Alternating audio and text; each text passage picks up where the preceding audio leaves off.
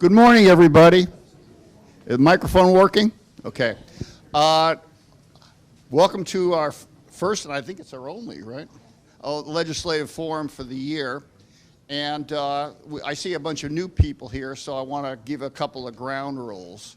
And they are, the legislators are going to give a little introduction to of themselves and also what's happening according to their perspectives in the General Assembly.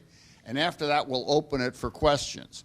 And the questions, if you want to ask a question, line up behind the microphone, and when your turn comes up, ask the question. Regarding the questions, the first requirement we've always had is 1 minute, no speeches, question only. And the reason is you got all these people here. I hate to see it at the end of the session that there's a line of people who did not get a chance to speak because somebody else happened to be particularly loquacious. The second thing I want to emphasize is these are state legislators. What's going on in Washington, what's going on in City Hall is not their business. Please confine your questions and remarks to issues currently before the state legislature. So having said that, we will start here with, well, see, Representative Cisneros is the first one here. Last but not first in arriving, right? And we'll give him the first chance to kind of give a short presentation. Well, good morning, everyone. Is this thing on? Can you guys hear me? Okay, because I don't hear it up here. Good morning. Thank you for taking a Saturday to be part of the process. I am thankful for letting me represent you in the Capitol. This year, I am on Public Safety, Environmental Protection, Admin, Regulations, Appropriations Subcommittee. So if you have any questions on those things, I can tell you at least what we've been doing for the last 3 weeks. But there's still a lot that's moving through the system, and we'll get a better idea here shortly on some of the bigger issues. So with that, thank you and good morning. Good morning, Representative Taylor Collins. I represent rural Muscatine County, so it's great to be back here at Muscatine Community College. Thanks again to Naomi and the team here for hosting us. This year I serve as chair of the Higher Education Committee. I also serve on appropriations, natural resources, government oversight, and so we're looking forward to another productive session. Just a couple things I jotted down here I think we're going to be touching on this session, and it's a little bit early on yet, so there's still a lot of bills that are in drafting that may not have been introduced yet, but I think we're going to have a large discussion on property taxes, our healthcare workforce, and on energy. So look forward to the conversation this morning, and as always, our emails, I think they might even be on the screen there. Yep. You can get a hold of us or call the Capitol phone that's on the screen there if you have any questions throughout the session, not just on the weekends at a forum here, but once again, thank you guys for being here. Great to see everyone. I'm Senator Kerry Gruenhagen. Senate District 41, I have 4 townships in Muscatine County, so I have West Liberty, Moscow, Fulton, and Montpelier Township. I have all of Cedar County. I have Northwest Scott County into Northwest Davenport. Committees I'm serving on, I know they're up on the board, but Commerce, Education, Technology, Transportation, Ways and Means, and I'm chair of the Government Oversight Committee this year. Thank you. Hi, I'm Mark Lofgren. I live in Muscatine. My district is, I have Atlas, Wilton, Muscatine area, all of Loiza County, down to Burlington, just the rural area. Middletown, where the ammunition plant is, and then I have over to Mount Pleasant right there. So basically, Mark Cisneros and Taylor Collins are my 2 House members. So I'm the chair of Economic Development Budget Sub. I'm on Appropriations, Health and Human Services. I was on there before, and I'm back on that again. In fact, the type of things we do, too, I actually was up at Child Serve Pediatric Hospital on Johnston on Thursday, just before I came back to Muscatine, and they specialize in rehabilitation for children. So we had a tour. The Health and Human Service people went there. And then Monday, I'm going to Mary Greeley Hospital in Ames to tour and talk about patient safety with some people there. They have what's called a huddle, where they meet and discuss safety issues, that type of thing.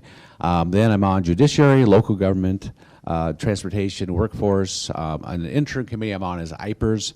I might mention one bill I've worked on for over 6 years now, the hands-free bill, hands-free driving bill.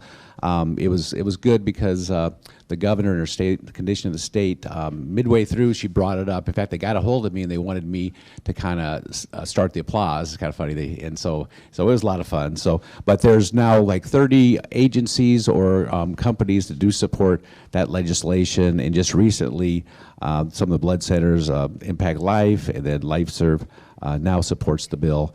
And so it obviously makes sense if we have less deaths and everything, then they don't need as much blood. But anyway, good to be here, and I'm interested in some of the comments.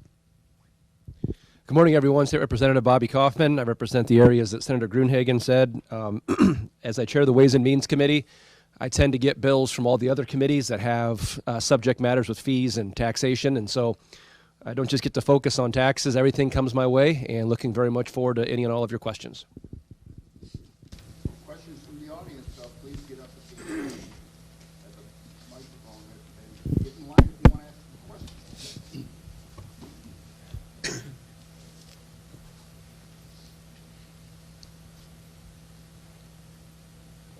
Good morning. My name is John David Muscatine.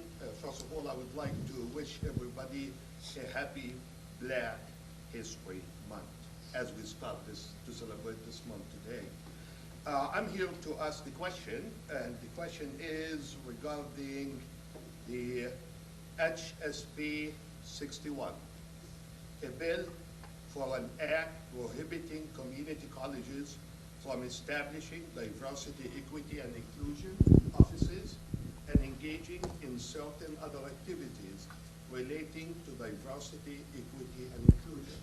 My question to all of you, what is the rationale behind this bill, and how would you vote if this bill came to the floor? I'm not on education, and I'm going to pass this down to Taylor. Thank you very much. Thank you for the question. The bill is mine, actually. We are done with DEI in the state of Iowa and across this country. Elections have consequences, and Americans are over it.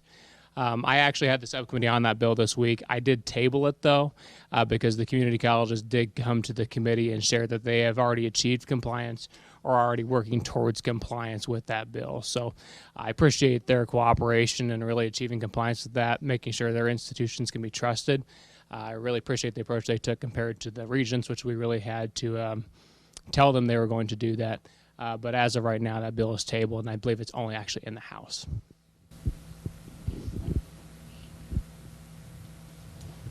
So I'm Roddy Templar. I'm from Cedar County.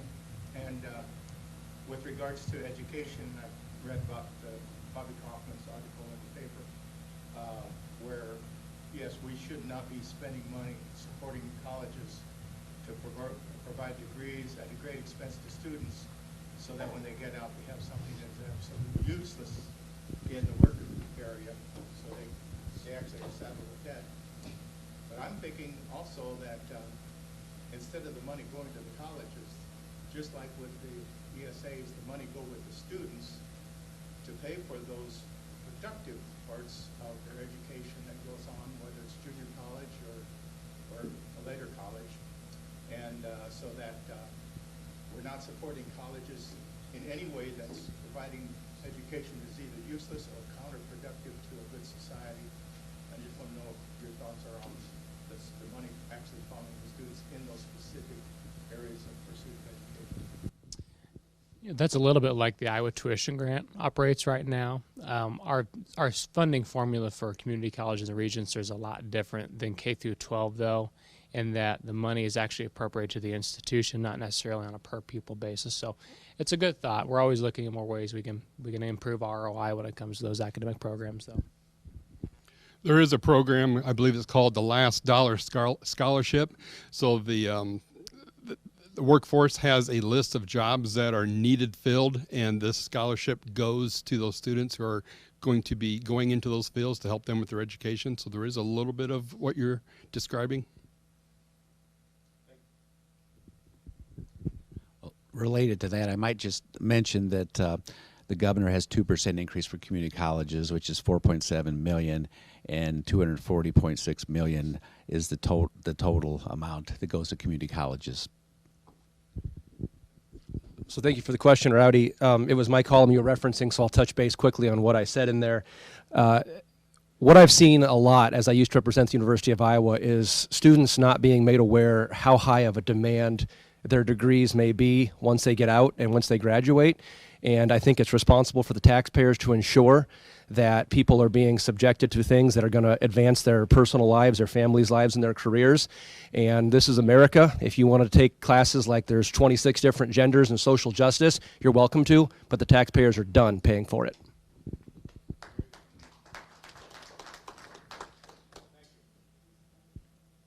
Good morning, Don Paulson. I live in 76 Township. Will the legislature meet its deadline of passing a state supplemental bill this year? That's the goal, but I don't serve on education, but that's always the goal. Absolutely. Thanks for the question, Don. I think this time they're pretty committed to try to do that, and so Yes, the Senate Education Committee has met, and we have passed the SSA number already this past week. We're still a couple weeks away from that deadline, but the negotiations have to take place yet with the House and with the governor. The House passed it on time last year. We'll see just how those conversations go. Yes, thank you. Let me address the previous question as well before I get to that one, Dan, if you allow me. Back to Mr. DeBeat's question, DEI needs to be removed from every part of our state government, and that's what I hope we can accomplish this year. Rowdy, we recently had a meeting. Actually, the chair of that higher education is here with me. And it was great that we have that committee. I'm hopeful for what's going to come out of there. But we had a guest presenter, and I can let Representative Collins add if he'd like, but we had a guest presenter talking about return on investment, which leads to this other question here. Much of the time that is being spent in higher education is teaching the students some basic knowledge. It's just kind of sad that our K through 12 isn't doing the job to prepare them for higher education. So it was a very interesting meeting to find out how much money is being spent to bring kids up to that level. And then also to the question of the different disciplines that people choose to educate themselves on. Is it worth the debt that they're going to incur once they get out of college into the real world? So that's what I think about that. SSI, this is always a frustrating part of education, the different funding. I would like to see in the future some of the barriers that keep funding from being moved around within a school district. I think that's one of the issues we need to deal with. We have, as we've said here, continued to increase funding for education, so you shouldn't worry too much about that part. The more important thing is that we are actually teaching our children. One thing I forgot to mention, several of the legislators have to leave early. So we may have to, because they have rural districts with a lot of other people who like to hear them. So if they're walking out, please do not consider it to be a comment on anybody here. Okay.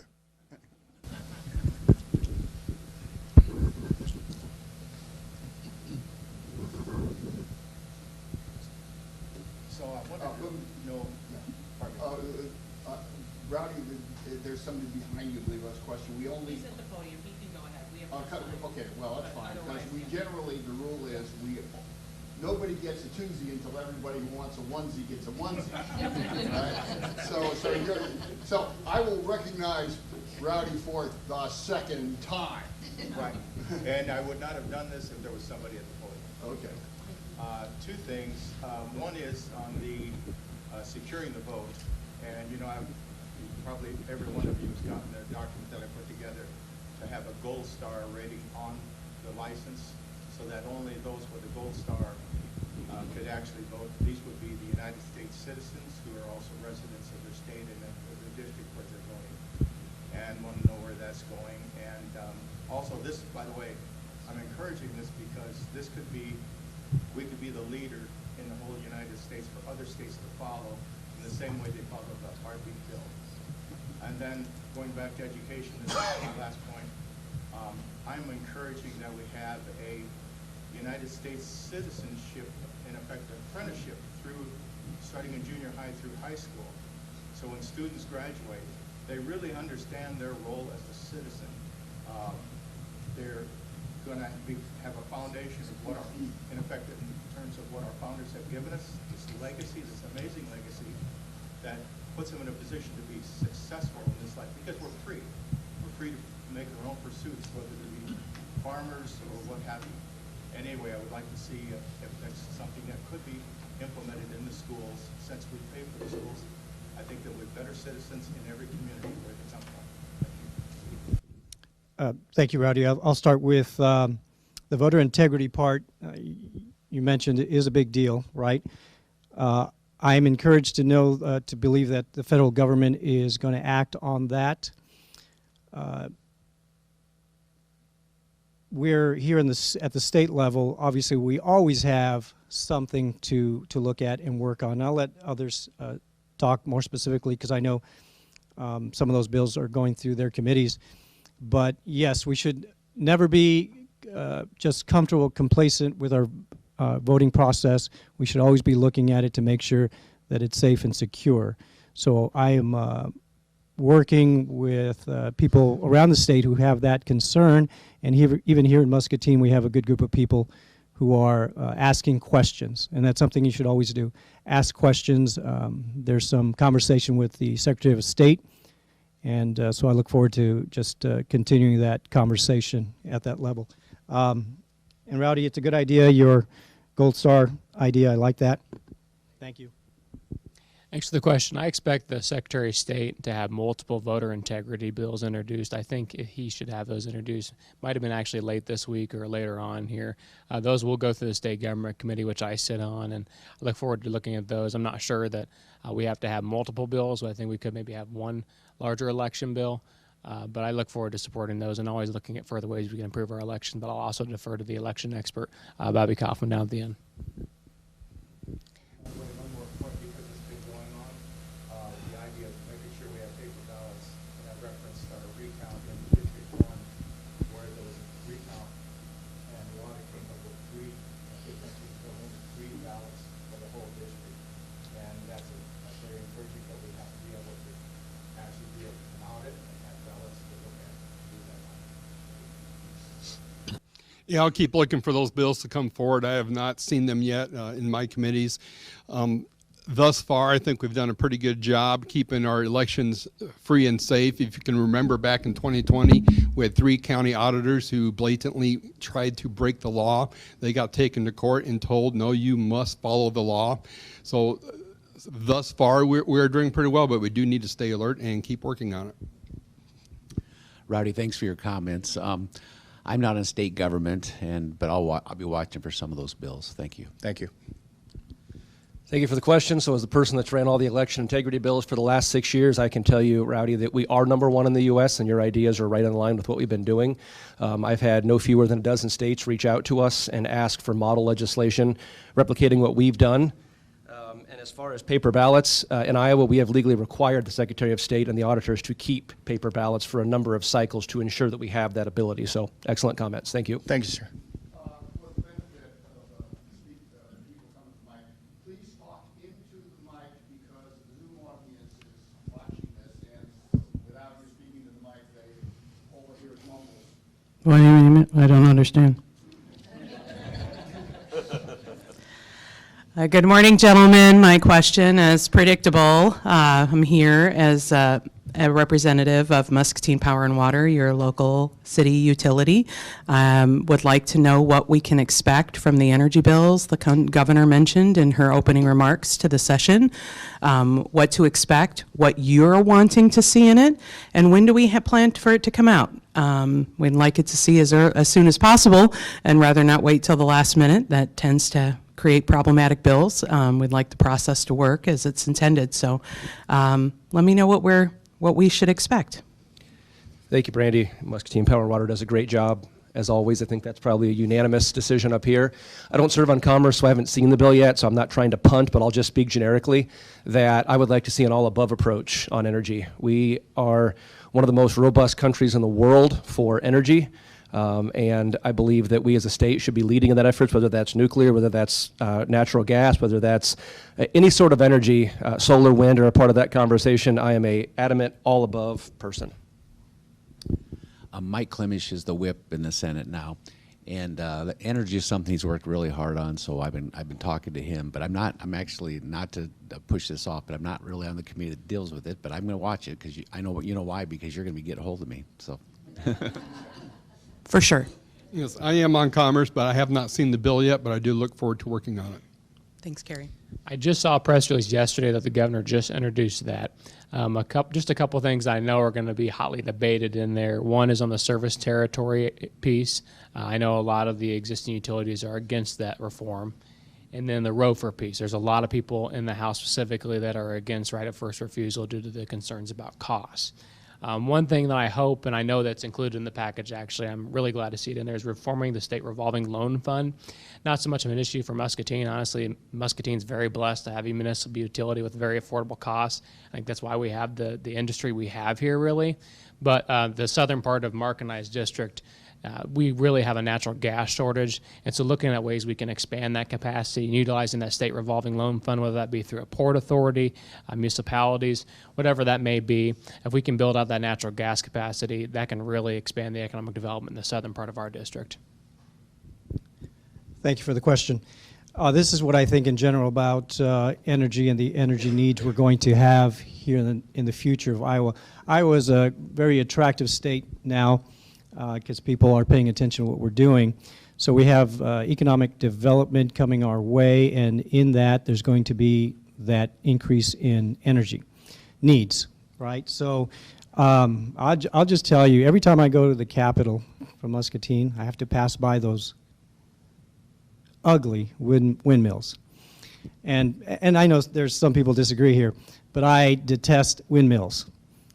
They do not produce the power that we need, and that's just another one of those big federal programs that use our taxpayers.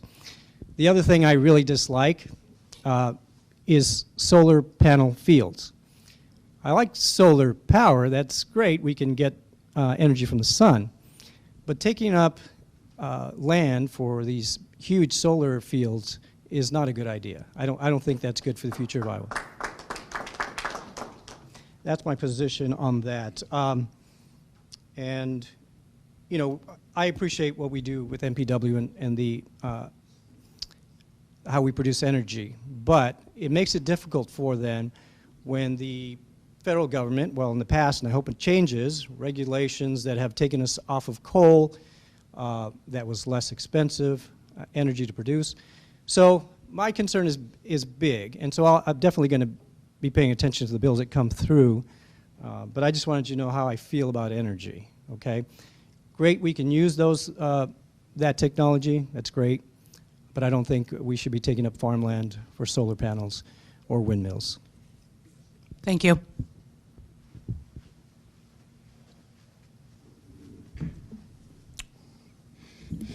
My name's Randy Milam. Good morning. In Cedar County, we had 3 windmills just dismantled just this past winter, I believe, because they continuously kept getting hit by lightning and burning to the ground and spreading debris all over cropland. So take that for what it's worth. But my real question today is, and it's pretty simple. I know we have the grant programs to bring new teachers into the state and veterinarians and so on and so forth.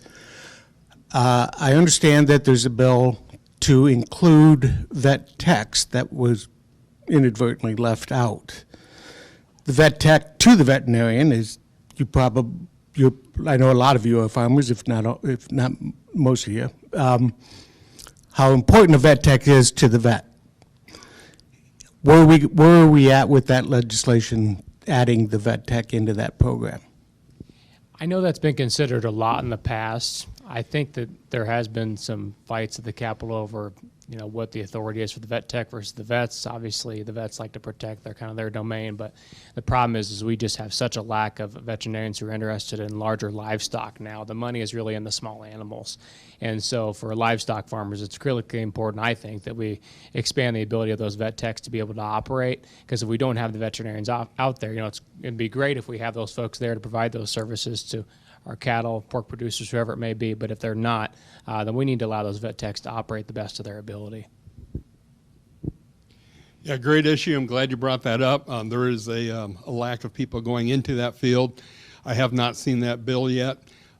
There is room in another program, the work-based learning in schools. I know North Scott School District, they have put up a new building to work with that, but they're also put up a section there for veterinarians so the kids can come in, work with animals as part of their work-based learning so they can find interest in that field if that's their path. Scope of practice things sometimes get controversial, but I will say with Farm Bureau and some other farm groups and all that, they do support what you're talking about too. Excellent question, Randy. So first of all, I want to make sure I mentioned, Brandy, on your question, when it comes to the energy bill, I'm going to be taking cues from you and from REC, because I know there's some controversial things in there. I also want to state that I completely agree with Representative Cisneros' comments. Randy, you brought up the windmill in Cedar County. The windmills consistently have the lowest ROI, return on investment, and we're seeing in Cedar County, I had to intervene because if it would have got struck by lightning by a third time, it was struck by lightning twice. If it had been struck by lightning by a third time, this was in the fall, you would have had an inferno spreading across Cedar County because of the corn that was in the field that was dry. So we need to be explicitly careful about those, and as far as I'm concerned, they need to live or die on their own merits. But the vet tech bill, I've been long pushing that, Randy, and I'm hearing it's going to come out next week, and I'm going to be pushing hard for it. So thank you for the question. Perfect. And I'd just like to add to Audi, we used to have a class that was mandatory when I was in high school, which has been a while now. It's called civics. Maybe we should bring that back. Hi, my name is Julie Evans. I am old. I went to high school before Dobbs and after Dobbs, and now that Iowa has the 6-week ban, I wonder if women's health will be more legislated than it is now by taking away some of the other rights regarding reproduction that women have. Now, if we're going to lose more of those things, morning after pills, birth control, all that stuff that after Dobbs we all had, and now with the 6 weeks ban here, I just feel like women's health continues to be legislated and legislated and legislated, and I'm wondering what you think about that. Well, first of all, just for the record, I had more women ask me to vote for that bill than not. So just for the record, there are two perspectives on that from a female perspective. But secondly, I'm not aware of any legislation, nor would I support eliminating birth control or anything like that. So thank you for the question. I agree with Bobby on that too. So the heartbeat bill, I supported that, of course. And, in my family, I always say this, I have 5 sisters and 3 daughters and 4 granddaughters and stuff. And so we care a lot about life. It's very, very precious to us. So, but anyway, but like I said, I don't know what other type of bills we're going to be doing or anything. I haven't really heard. First of all, thank you for informing us that you were old with your first comment, because I would never guess that. And thank you for your question. It is not a 6-week ban. It is a heartbeat bill, so it could be at any point, maybe up to 10 weeks. So it's clarify what that is. I do not hear any other conversations going forward in the realm that you're speaking of. I haven't heard of, and I haven't seen any bills related to birth control. I think that issue is really hashed out in the last election. It was a Democratic talking point that fell flat on its face, and I'm pro-life. In fact, my wife and I are expecting our first child in June this year, and after seeing that ultrasound at 6 weeks, I've might have been 7 weeks. I tell you right now, I'm even more pro-life after that. Julie, thank you for the question. I think this is one of those really big, important things that we can do at the state level. I usually ask a question of people who on this subject. Julie, are we talking about humans? Okay. Because sometimes it's hard to have this conversation if we're not talking about humans.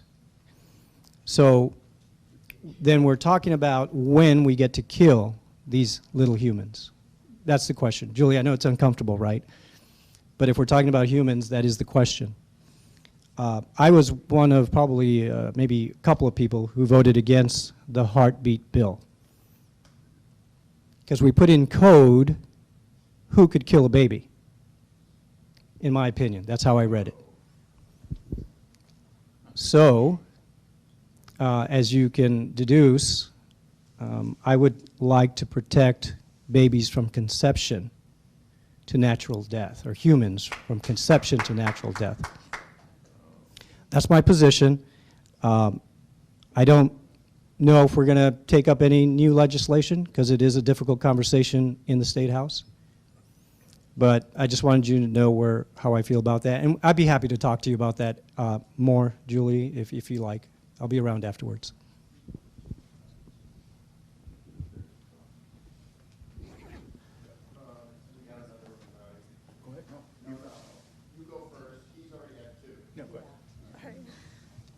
Hello, I'm Abby Collins, and I'm Abby Collins, and I live here in Muscatine.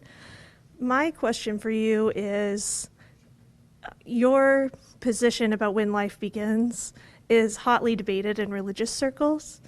How much of a role will religion play in the laws that you'll be proposing in this session? Thank you. Thank you, Abby, for the question. Debated, yes, we can always have questions, right? But I think even outside of the religious sector, I think all scientists agree it's a human inside developing in the body. So even if you're not a person of faith, which is okay, we can still have that conversation about science. So we agree that it is a human being born, developing, and is going to be born.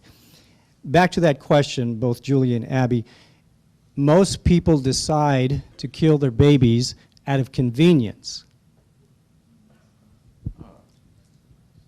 Right? Okay. When you look at the surveys taken, it is out of convenience. So that's a really strange place to start a conversation about killing babies. We can talk about that later. I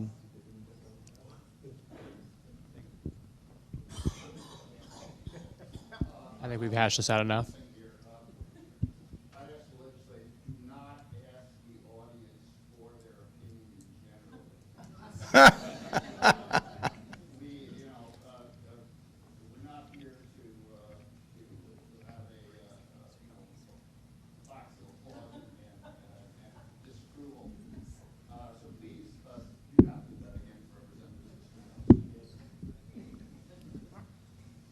Okay, so two areas with regards to energy, since it came up and I was reminded of this. We have waste, and you talked about solar panel fields. I agree. There's no cost benefit. There's actually a cost bleeding, and we are paying for it, and then the energy prices go up, and then land is no longer productive. It's toxic because of the raining off on these, so that's not good. And also with regards to windmills, they never pay for themselves. They will never pay for themselves, and they are polluting. So that needs to be really made known through your offices to the people throughout the state and throughout the United States. So we got to move on to real energy. And one thing, I don't know if you're familiar with the energy system in Ames, where they actually take waste and they burn it in a high intensity burning and produce energy from that. And I think this is something we need to look at. Instead of landfilling, actually consume that waste, generating energy that is especially needed now, And then one more thing with regards to energy, can we look at small nuclear plants in effect like what we have on ships, so that smaller communities, maybe Muscatine, could have its own nuclear power plant that is very well self-contained, that'll run for 50 years and be very productive cost benefit wise to the taxpayers and to the consumers. Thank you. One thing that is included in the governor's bill that I did not mention is anaerobic digesters. I believe supporting that. I think that's similar to what you're talking about. Basically, that's burning fuel waste and making energy from that. I think that's something that is going to be part of the discussion.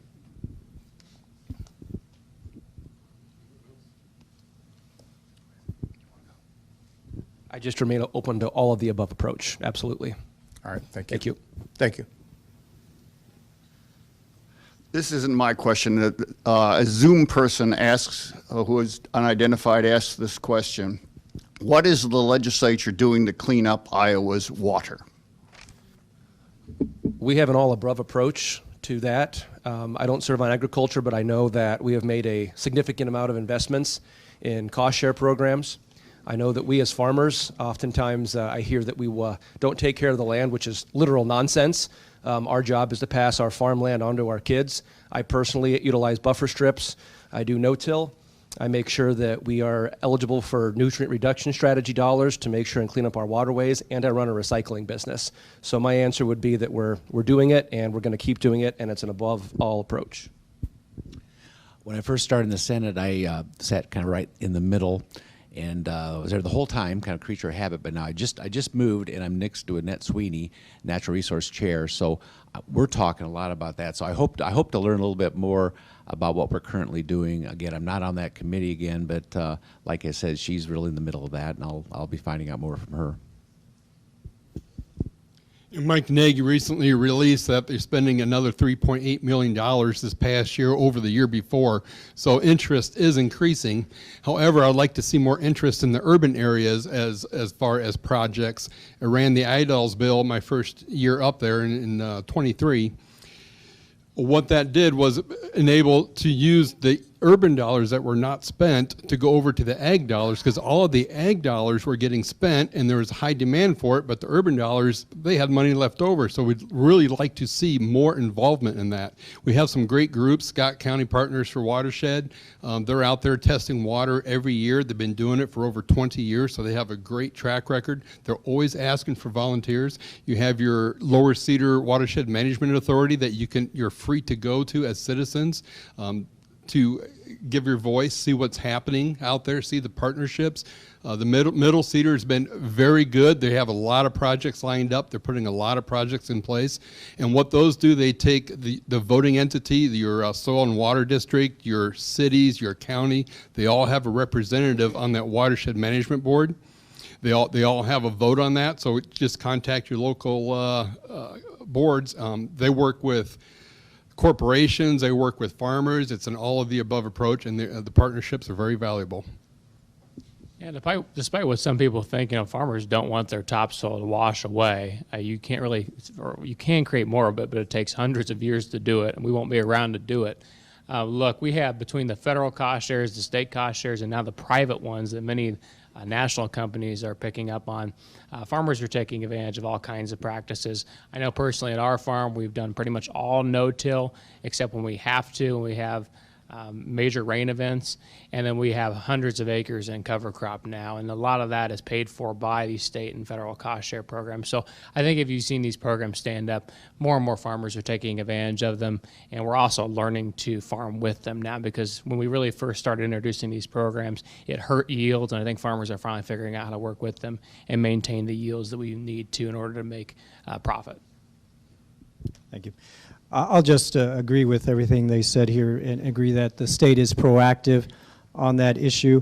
I will bring to the attention the CO2 pipeline and the potential danger to water and the aquifers in the state. So there's that really crazy idea of trying to put carbon dioxide down into the ground. Well, there's danger to that, obviously, different levels there, but particularly with contaminating our aquifers. So that's something we're going to have to keep track of. And I wasn't trying to start a debate or argument when I asked these questions, but I do want to invite you later after this, we're done. Be happy to talk with any of you. We'll just sit at the table. I think they'll let me stay here a little longer. We'll sit at the table and we can have a conversation, okay? Thank you.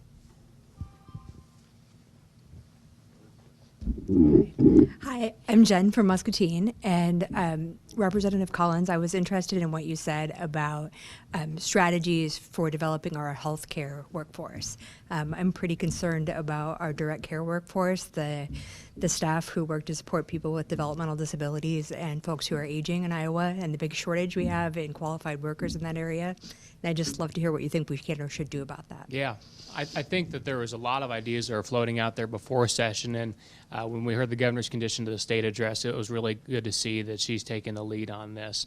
Right now, when it comes to, we'll go for physicians, and then we'll go to kind of the direct care workforce when it comes to nurses and those folks. But you know, the problem Iowa faces right now when it comes to physicians is we have more doctors graduating from medical schools either at Des Moines University, the University of Iowa, and very soon here, University in Dubuque, than we have residency positions.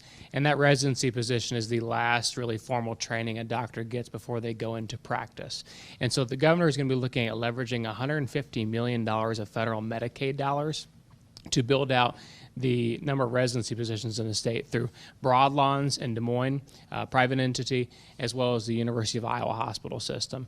And so that's going to take time, but that's something that we have to do, especially as more physicians are aging out of the workforce. That's not just the only workforce that's aging right now. When it comes to nurses and those folks, I think that our community colleges have really done a good job of standing up more nursing education programs. You look at SEC specifically, in the southern part of my district, they have a partnership with the hospital where the hospital actually pay for the education for those nurses, and as soon as they come out of their education, they're going directly into the workforce.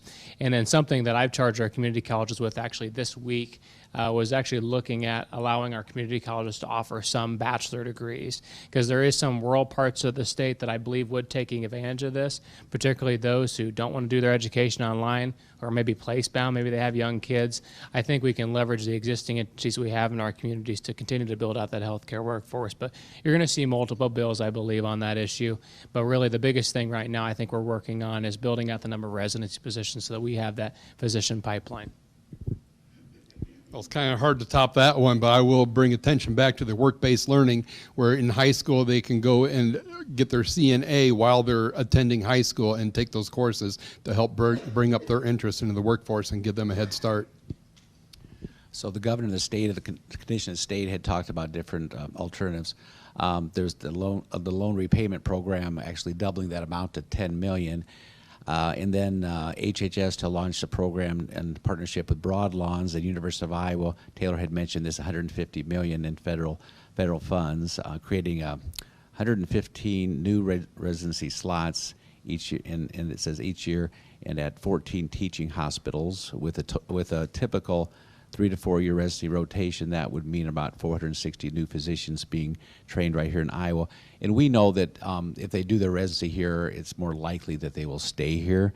Also, there's $3 million in healthcare credentialing grants too. So I do think workforce and healthcare is really a high priority for us right now. Excellent question. I'm not sure where you went. Oh, there you are. Hello. Excellent question. I scribbled some notes down here because there's such a plethora of things that I'm working on in this realm. Last year, for the first time in 20-some years, we finally got the ability for midwives to be licensed in this state, and I know there's a big push for a hospital partnership with said midwives so that the moms can pick whoever they wish to participate in their birthing. Medicaid rates are really important for paying those direct care workers and making sure that it's actually profitable to be able to do these things, because people don't work for free, obviously. The governor announced a $1 million partnership with the University of Iowa to use Iowa research and Iowa doctors to expedite cancer research. And then finally, to Randy's question earlier, the loan forgiveness program for nurses and veterinarians has done wonders, I think, particularly in Cedar County. And I think that the governor's push to put several more $1 million into that to lure high-demand healthcare officials to rural Iowa, and then in exchange for locating here and working here, then you'd be able to do things like get housing dollars or be able to have access to loan forgiveness, things of that nature. So excellent question, and a lot of things are being worked on that front.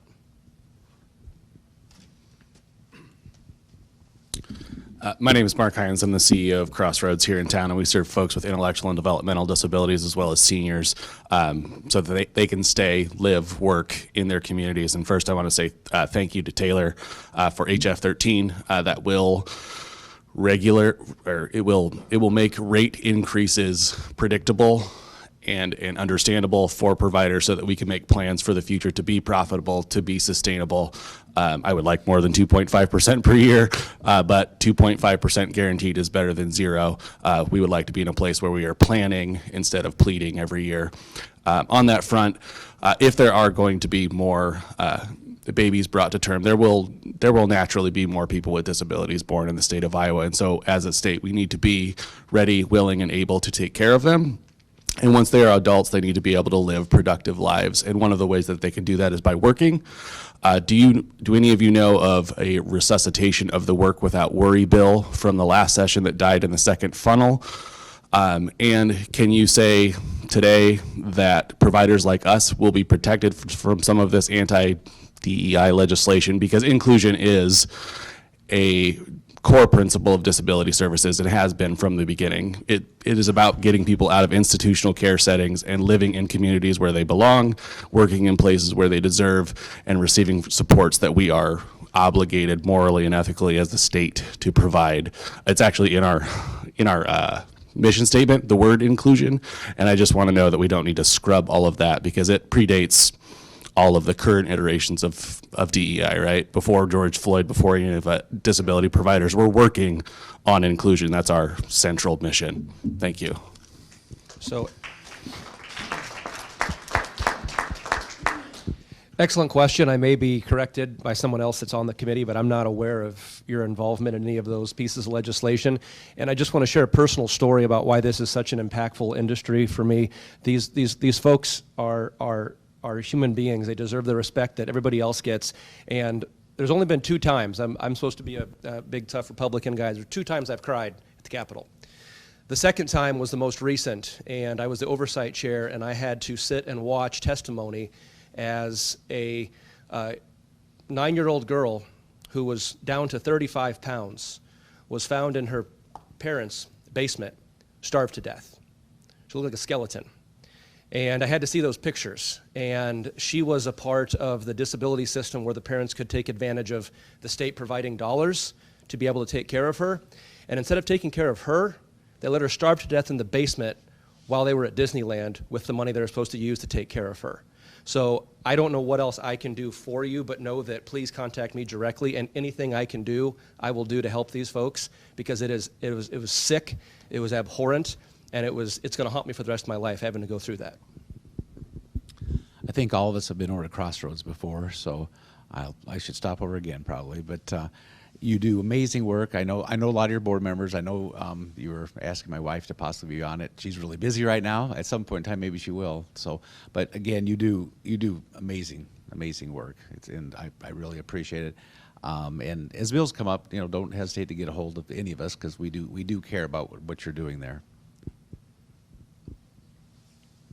I'm proud to introduce that Medicaid rate review bill. I actually met with Cheryl Plank with Imagine the Possibilities, similar organization, this week with the HHS chair and the HHS budget chair, because I'm not on those committees that advocate for that. But yeah, it's incredibly important. And I wouldn't get too caught up in the language. A lot of these words have been hijacked, and I would just be focused on providing the care and the services you are to your patients. Mark, thank you for that question. I too would support you not having to come back to the legislator often to ask for money. Thank you for the work that you guys do there. I actually have on my calendar to come visit you soon. And to your question, Mark, I wouldn't worry, as Representative Collins here says, sometimes language is hijacked. The DEI we're thinking of has nothing to do with that. Inclusion, I'm sure you were always including people, so I don't understand that question. We can talk about that afterwards.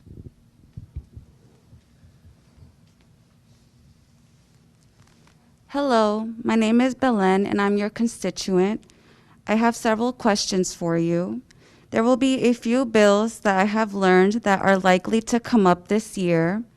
I ask for a government to put people first. Are you planning to vote yes on the Iowa Clean Water Act that would ensure Iowans and other folks along the Mississippi River to have a healthful path forward to clean up our waterways that many in Iowa are a category 4 or 5 that is the most unhealthy and impacted scoring that the Iowa DNR lists on their website?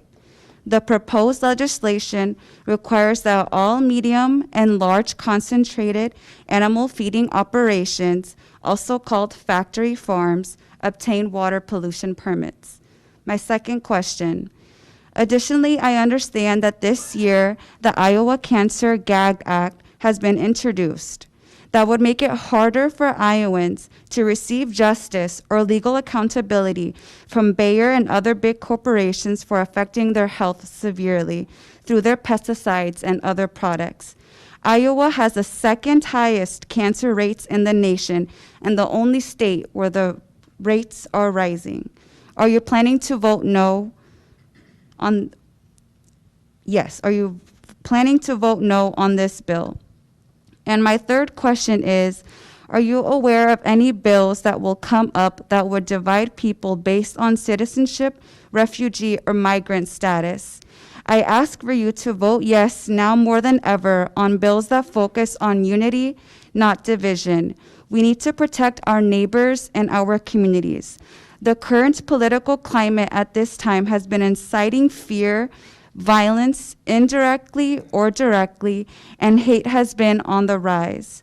For example, more recently here at home and here at MCC, a distasteful hate crime occurred this past weekend that targeted Latine and Latino communities and Jewish communities.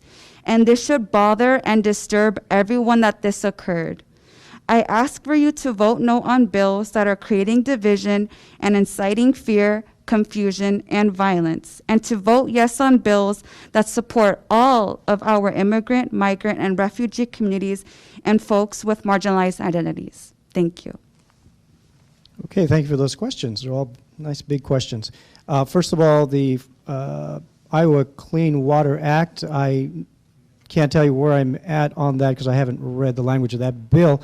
But if it includes environmental extremist language, I'm probably not going to vote for that. Let me skip down to the illegal immigrant question you had. I am so happy that the federal government is finally addressing that issue. I am originally from sunny Southern California, and I can tell you the immediate effects of illegal immigration. Other than coming here illegally, which is a crime, they take on the identity of people for however long they're here. Identity theft is something we forgot to talk about, but that is the next thing they do once they get here illegally. So that would follow if the state would like to help the federal government remove illegal immigrants. I am absolutely for that. The other thing we can agree on, and I'm sorry, I forgot your name, the Bayer-Monsanto bill that is likely to come up, because there is already conversation about that. Bayer is suggesting that if we get rid of glyphosate, then they could go out of business and we could lose, employment in the community. That's one of the talking points from that company. Last year, I was very clear on my position. I am not going to vote for something that's going to protect any company from injuring people with their product. We do it with pharmaceuticals, and look where that has gotten us. A pharmaceutical can cause us harm, and we can't do anything about it. So I'm not going to give that kind of protection to a company who is potentially hurting the community. Okay, on the clean water bill, all these bills have nice fancy names. It sounds like a Sierra Club bill, and I don't support bills that decimate our agriculture industry. On immigration, once again, I share Mark's joy that we finally have an administration who's going to enforce the laws of our country. And anything we can do to support the administration in securing our border, I will support. Yeah, I'm not aware of that water bill that you're speaking of. I spoke extensively already about volunteering for water quality. I will reiterate that. You hear a lot of people talking, coming up to a mic, say, hey, we need clean water, but go do something. Go show up at those meetings. Go volunteer your time and your efforts, even in your own yard. There's quite a list of stuff there. Cancer Gag Act. I have no bill, a Cancer Gag Act. The Bayer Monsanto bill was mentioned up here. That I supported last year. What that does is allows no lawsuit based on the federally mandated label. Anybody who applies chemicals for their job understands that federal law is what is on that label. That label is mandated by federal law. All this bill says is that the company cannot be sued by what they are federally mandated to put on that label. If you have achieve injury from using that, you're still allowed to sue for your injuries. But the company is not liable for what they are federally mandated to put on that label. Now, if the language is the same on that Bayer Monsanto bill, I won't vote for it. I didn't last time, and I won't this time either. So I tried to write, excuse me, I tried to write down all of your questions, so I'll do my best to answer them. The Iowa Clean Water Act, I'm not familiar with it, but based on my comments 2 questions ago, certainly anything pro water quality that's common sense, I'm going to be for. I would respectfully disagree with your verbiage that factory farm permits are permits for pollution. The stuff that comes out of the back ends of animals is incredibly valuable. The notion that any farmer would want to get rid of that defies common sense. I'll respectfully disagree with my 2 friends, Senators Lofgren and Representative Cisneros, because I'm the floor manager of the Bayer Monsanto bill, and I'm excited to run it. And what Carrie Gruenhagen just said is important. Monsanto will tell you that there's no question that some of their products cause cancer. That's not in dispute. What is important, though, is that the federal government is not permitting them to put the label on, and then they're getting sued for not putting the label on that they're not permitted to put on. It's the ultimate catch-22. And so I fully support the bill and hope I can get it signed into law. And by the way, if you ate today or you're planning on eating today, thank Bayer and Monsanto. As far as the hate in Muscatine, I obviously condemn those abhorrent writings and all the awful things they said. I would just ask folks to remain consistent. Because of all the folks I've seen posting about that, 100% agree with you. It's abhorrent, it's sick, the people are twisted, and it's messed up.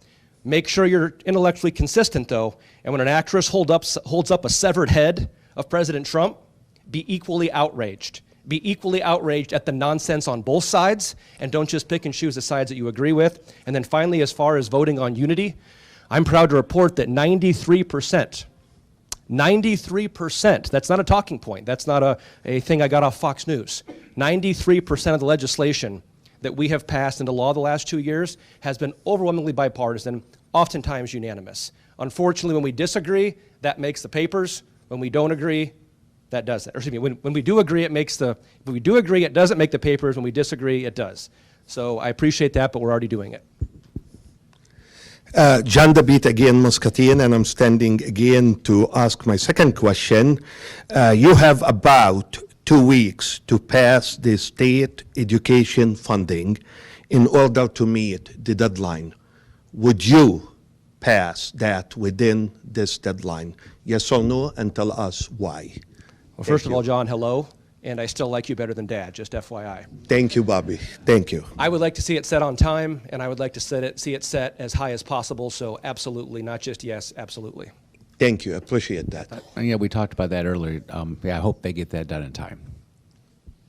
Yeah, the chair of the Senate Education Committee is a former superintendent, and he has already put his numbers out because he is determined to get that number out on time. I mentioned that. Thank you. Yep, this is the second time we've gotten this question, John, but I hope the House passes it once again on time, just like we did last year. I would just agree. I know it's helpful for the school districts to have the numbers so that they can do their budgeting. So yes, absolutely, I would hope we get it done within the 2 weeks. Thank you. Appreciate that.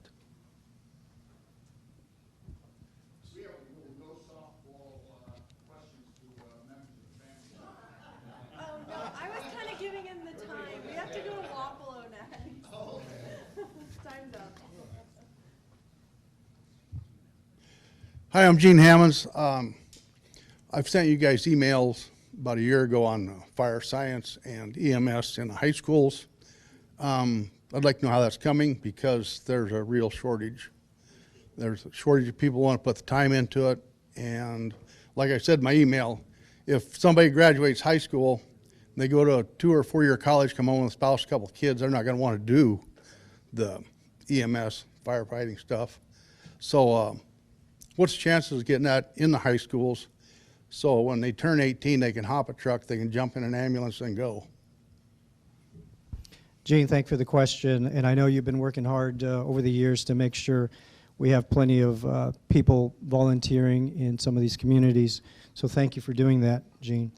I don't know of any legislation currently. Maybe my colleagues here can tell me, but I don't know of any specifically. But I would support trying to just advertise and making sure that our rural communities are getting served. So.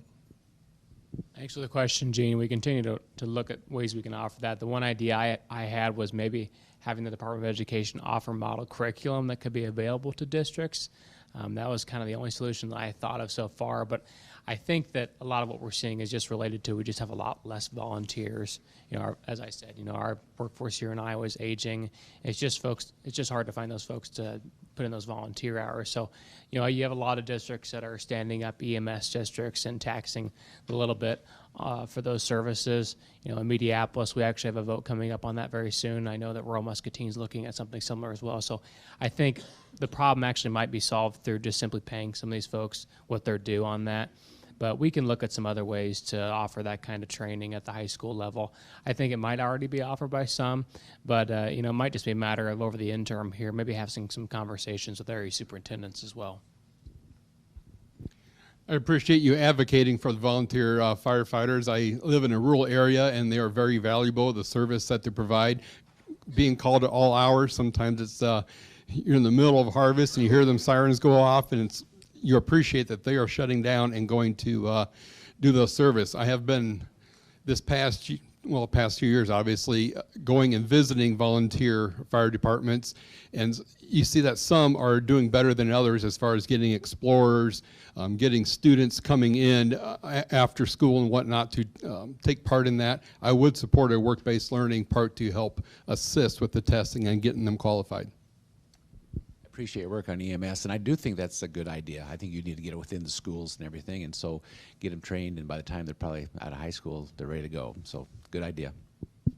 Excellent question. I don't know that I'm as familiar with the training piece as I should be, so I'll educate myself, but I can tell you that in all of my EMS efforts, I have run across such lacks of common sense, like for instance, reciprocation, so that you've got a state where somebody already had the qualifications that are actually above and beyond what Iowa requires, and then somebody relocates here, wants to be a volunteer EMS or firefighter, and they're told, no, you got to go to some class to reteach you what you already know. So we've done a lot of those reciprocity things. But I just want to speak quickly to my global perspective on EMS, fire, and police. It's a passion of mine. We passed EMS as an essential service a few years ago, and many counties are utilizing that. I think a lot of those training dollars and those work-based issues could come from that potentially. As far as firefighters are concerned, I'm proud of the fact that we finally got the 411 bill across the finish line, which makes sure that their retirement and their injury equity is in line with the risks that they take. And then finally, I just want to state the obvious that I back the blue 1,000%, and we'll do everything I can for our EMS, our firefighters, and our cops. Taylor and I need to head down to Wapello. So did you want us to say something, finishing up, or just go? Okay. Oh.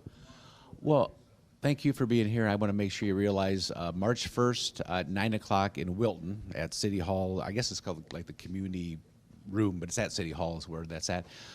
So I appreciate seeing everybody. Hey, I want to mention that last Saturday we had a blood drive. Our family, this is our 5th one that we've had. We've had about 50 people give blood. There's a big need for it, so anybody that's interested, just contact Impact Life over by Hy-Vee if you want to give blood at all. So thank you. Just look forward to seeing a lot of, I'll be in Wilton as well that day that Mark mentioned, and we'll actually have another form of Wapello that day as well. Thank you guys, and it's great seeing all of you guys again. Hi, Karen Cooney, Muscatine. I'm on a Muscatine Housing County Housing Coalition Board, And we've been looking at how we can do some building units in the county area. One of the things that we are having a problem with is what the cost of that housing is. We have been told that to build new, you're talking anywhere from $200,000 to $300,000, which actually then puts that above what a lot of folks, when you're trying to, first start out and everything, to be able to do. And we're also then looking at like what are the type of things that can help supplement that, so that builders are going to want to build those without having to build big units, out in the country or this or that, and how we can make it more in the city and things along those lines. Is there anything legislatively that you can think of or would want to see come up that is going to be able to help all these different localities? Because we know that basically throughout Iowa, there is such a housing crisis. Karen, thank you for your question. Yeah, the bigger picture of this, obviously inflation, cost of materials, the last few years has been a big deal and kind of a barrier for people who want to develop some of these bigger projects. Regulation is obviously something we can look at within the state. Unfortunately, the last few years, a lot of the material stuff, or if you want to build something and use federal money, it came with all these strings attached, as it usually does. So regulation is something we can look at. I don't know of any particular bills right now that are moving.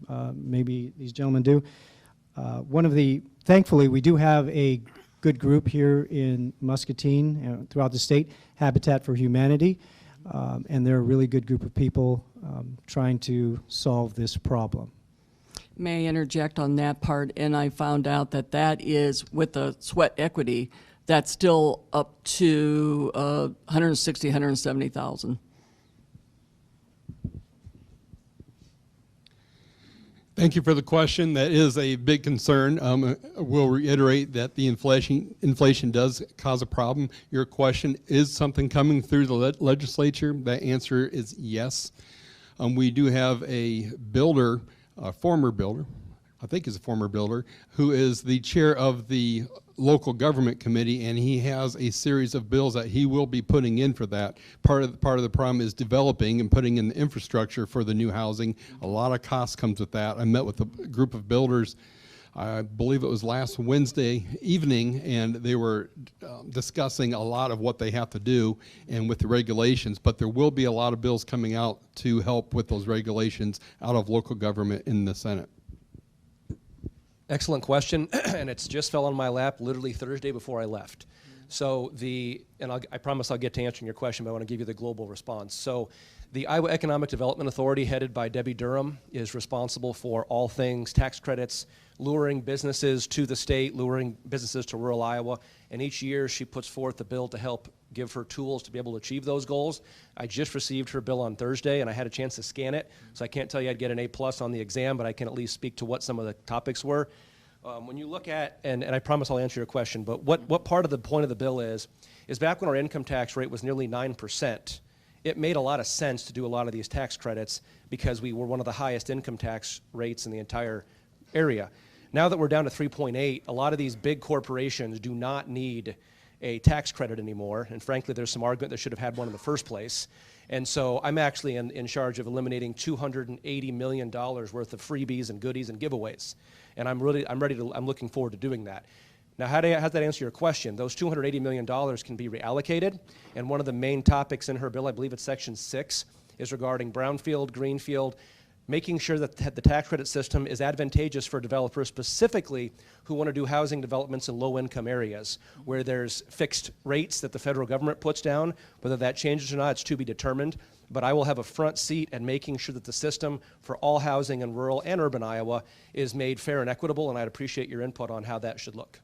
I would look forward to talking to you further on that. Thank you. Sounds great. And I apologize in advance. Senator Gruenhagen and I have about 10 minutes where we have to leave so we can make it to West Branch, so I'll be sure to answer your 2 questions, and then I know he and I will have to go. Not to leave you by yourself, Mark. You can handle it.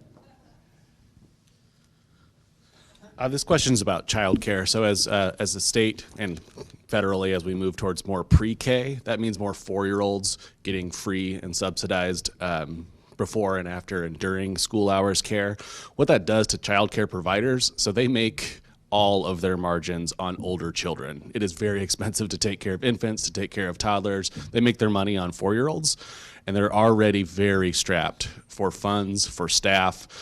And if 4-year-olds go away or go into pre-K, childcare is in a real problem state. And that has deleterious implications for workforce, particularly direct care, nurses. If suddenly all the mothers and fathers of 1 to 3-year-old children can no longer work because they have to stay home because they can't find childcare, we're in deep water. What can we do to save childcare as it is and really improve both rates and pay for childcare workers? Well, first and foremost, I try to answer questions very thoroughly. On this one, I don't have the answer because I don't serve on the committee, but I will look up what legislation is coming. I do know that it's a very critical thing for a lot of folks. You can't go to work if your paycheck is less than your child care costs. That doesn't make any sense. Nobody's going to do that. So what those decisions and what those solutions look like, I don't know, but I'd like to be a part of that conversation. And I know there's been a lot of work within the Association of Business and Industry where they've been looking at corporations, big companies, partnering with parents to be able to take their kids to work, but there's actually a daycare center there to be able to help take care of things. What that looks like, I don't know, but I will definitely educate myself and get back to you. I appreciate you mentioning that. That's something that nobody's really talking about when they talk about expanding preschool for the 4-year-olds. That is the primary income because you don't get quite as much when you have a child in diapers versus a 3 and 4-year-old. That is where their income comes from childcare. There is a partnership, a grant that the governor puts out. West Liberty Foods took advantage of that, and they work with a private daycare, and so they try to help keep those going. I think those partnerships are very important because business does have an interest in having workers taken care of. So I look forward to expanding upon those. And I will say that my daughter recently started a job providing after-school daycare at a school to help parents to be able to work while the child is still at school to bridge that gap a little bit. So there are options that schools can do. I think Calamus has a similar agreement at one of their schools up there. I know some people have actually gone up to Calamus to commute back simply because of the daycare program. So I do not have the bills because I'm not on that committee, but I look forward to working on that. Thank you for the question, Mark. I'm going to take a different angle on this. I'm going to root for parenting. Not to worry, there are plenty of bills who will address this with more money. But still, where did we take a turn and outsource parenting? At what point in our history did we outsource parenting?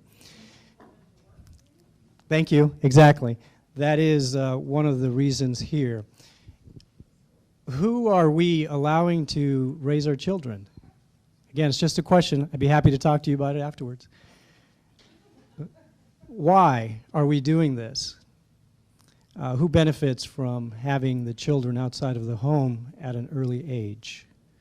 So that's my concern as we continue to push for preschool and taking kids earlier and earlier out of the home. I think there is value to having parents raise their children. Since there are no other people asking a question, I am going to usurp the position and actually ask a question to the legislatures. Actually, a point that is, there's a bill called Transfer on Death, which basically will allow people to deed their real estate to their heirs without having to go through probate. And there's a lot of people in this state where their only real asset when they die is their house, everything else and the bunch of junk that's in the house. And so Right now, they are basically forced them to go into probate, and there's a bill that would allow them to basically do a deed which the property would go presumably to the kids without having to go through probate. Needless to say, the probate lawyers are very much against this bill, and I would encourage you to take a good look at it because I think it's a chance to strike a blow for the common man. Thank you for that statement, and I would agree. Death and taxes, right? Something we can't avoid, but it's a good idea. Thank you for bringing that up. Do you have a bill number, or if it's in the House or Senate? House Law 125. It's in judiciary, and the Bar Association has been passing out, requesting people to give their opinions, and real estate lawyers say this is long overdue. Probate lawyers have a bunch of reasons against it, but I think the real reason is it would reduce their fees. Yes, it's always the lawyers, isn't it? Yeah. All right, thank you for bringing that to my attention. Okay, how do I be politically correct about this? Let me think here. I don't give a shit about the probate lobby.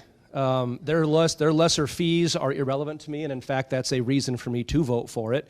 Anytime I see government or government entities getting in between families and their abilities to do almost anything, but particularly passing along their assets, I'm going to be a heck yes on that, and the probate lobby can save their breath and not even try to lobby me. And I apologize that Senator Gruenhagen and I have to go to West Branch. Does anybody have any further questions? Well then, the Representative Cisneros, do you have any closing remarks? Yes. I'm always up for coffee, lunch, dinner, if anybody wants to continue any conversation. Please don't let this kind of forum be the only time that you engage with your elected people. Okay? I'm not looking for arguments or any mean words or anything like that, but it's okay. You can use those, and I'll be all right. But I'm always seriously happy to talk with you about any one of these things. I don't think I know everything on every subject that we covered here, so I'm willing to listen and discuss why I believe what I believe. Okay? Thank you. Well, thank you all for coming. We'll adjourn early and keep in touch with your legislators. Putting me in communication.